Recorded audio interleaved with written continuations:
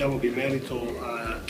nostri finanziamenti per il disinquinamento della laguna di Venezia ci sono una serie di progetti, c'erano una serie di progetti preliminari che adesso stanno diventando esecutivi, che vedono la possibilità di far arrivare nelle isole del Cavallino Tre Porti l'acqua dolce dalla struttura di Jesolo, dove acqua dolce ce n'è anche in abbondanza. La si farà correre tramite una serie di reti di canali, reti di canali tubati nuova, in modo da disinquinare un po' la situazione dell'acqua salmastra, quindi dell'infiltrazione dell'acqua salata su quell'isola, per poi riportarla nella laguna come acqua salmastra.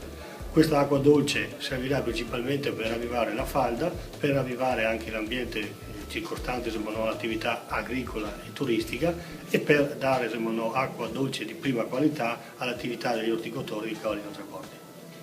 E invece per quanto riguarda i piani delle acque, qual è la situazione attuale nel vostro comprensorio? Ma diciamo che l'80% dei comuni hanno aderito alla collaborazione con il consorzio, buona parte è già definita una prima fase progettuale, siamo già in approvazione o comunque in consegna del materiale definitivo, altri stanno ora ragionando sul da farsi, qualcun altro è ancora indeciso perché ovviamente ci sono state altre vicende anche di rinnovi elettorali o altro, però si sta procedendo con una speditezza molto sentita sia da parte del consorzio ma soprattutto dalle amministrazioni comunali.